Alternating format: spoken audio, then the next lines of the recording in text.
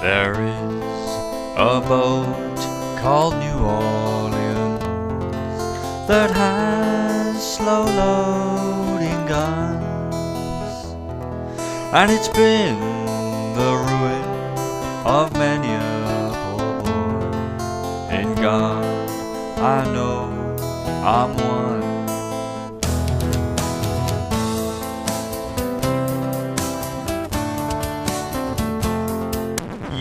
Yeah. Yes, it's that time again.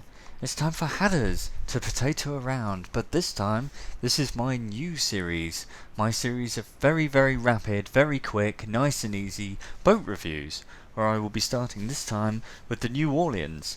My aim with this is to get every review under 10 minutes, to give you an overview of the boat, what it can do, what it can carry, good captain skills for it, and then what it's like in battle with some examples. Just nice brief ones, not a whole battle replay. So we start. I'm going to go through each of the categories on the right here. So for a start, survivability. She has 35,400 points, as you can see at the top there. Moderate armor, and we're going to look at the armor layout now. So I'm going to take all the layers off except for the citadel there at the beginning, and we'll see the citadel. So you can see straight away the citadel is actually slightly above the waterline, and it's quite big. It's quite a big target. There is a bit further forward there that is below the waterline towards the front two turrets. When we turn on the turrets there, you can see the turret barbettes are huge as well, so they're not difficult to hit. If I turn off all the layers now and turn on the superstructure and armor, you can see this is a very lightly armored cruiser with not much armor at all, and the superstructure is nice and easy to hit. So that's the armor layout. Going on to artillery, we have a main battery of 3 by 3 203mm guns with a secondary armament of 8 127mm. So the main armament is your best friend. Long reload time there of 14 seconds, as you can see. The turret rotation not bad, dispersion not bad, damage on the artillery not bad.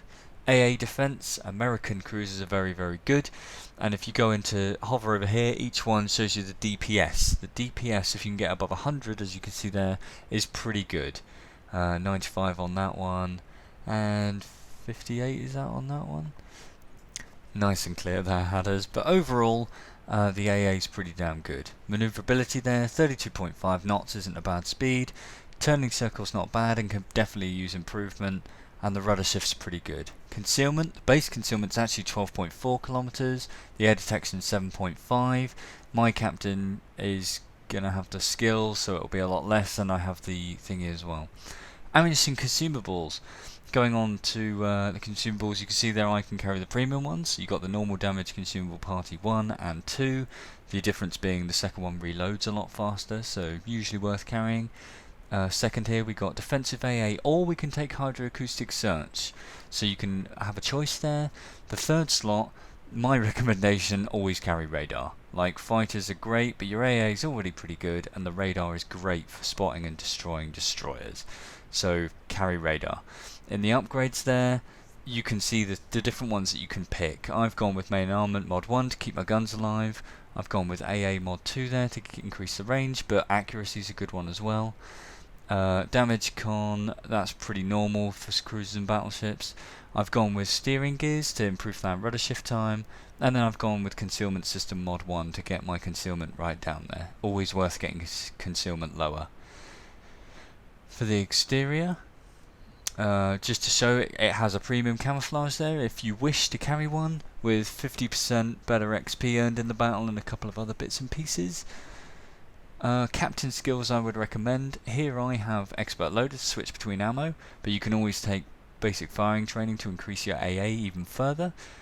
Second there we've got expert marksman for gun traverse, but incoming fire alert's a great one to have on a cruiser as well. I've gone with vigilance.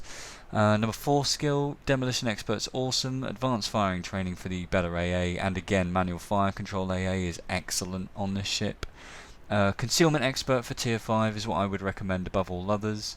Preventative maintenance, maybe, depending on what you're doing with it. Don't bother with the secondary armament on this because it's not good enough in the first place. So that was an absolute rattle through the New Orleans, and let's see how she handles in battle.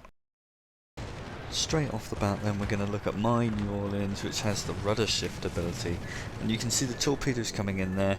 This third one that's closest looks like it's going to hit me, but the rudder shift on this is that good, I just squeeze it out. But shock of shocks, to the port side there's more torpedoes from a angry Shima who's decided to fire everything at us. So again, I start steering in, and this thing's fast enough at accelerating and turning just to get out of the way of them. So that's the rudder shift and the abilities of this ship. The rudder is actually pretty good, and just as a bonus there, you can see the HE is quite effective too. Next clip, we have a demo of the anti-aircraft armament. So I pop defensive AA to defend my friend here in the battleship, and you can see straight away I start shooting down planes. Those torpedo bombers are getting wrecked as they come in, and I actually managed to blow them all out of the sky before they managed to drop their load. These fighters come in as well, so I start hammering them down, and we get a couple before they go out of my range, so you can see the usefulness of the AA there in this particular cruiser. Third game, I'm going to use my radar consumable, and you can see it. Boop, there he is. Enemy DD has appeared. He didn't expect this to happen. I've got 80 loaded and I'm blatting away. The friendly destroyer there can obviously see him as well, so we start hammering him together. You can see how bad the slow reload is on this. It's quite painful, especially when compared to other cruisers, particularly German cruisers and things like that. The 15-second reload or 14 seconds is quite painful, but when you do get firing, they do some serious work, and that destroyer gets killed, which is awesome.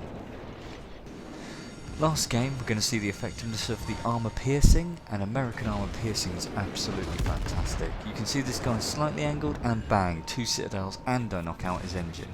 This could shove us in pretty serious trouble.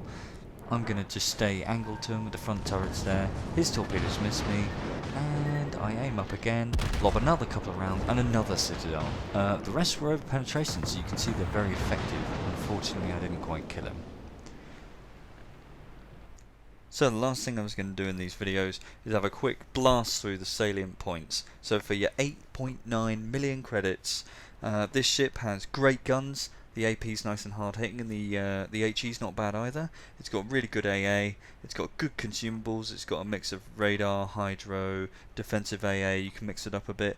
It's got good rudder shift, like basics, not too bad. Certainly when you put the module on there it's fantastic, and it's nice and flexible. You can change a lot of things on this boat around and it will just improve it in certain areas. So you could have it full AA spec, you can have it full sort of DD killing spec. It's just a good all-rounder. Some bad points: it's got bad armor, particularly if you're broadside on. It's got a very slow reload, which, as you can see, trying to kill destroyers is a pain in the arse, and it's not the fastest ship overall. So that was my New Orleans review. Thanks for watching. I hope this was useful. Please like, comment, subscribe. Ask if you want any different boats, like specific ones, and I'll catch you all later.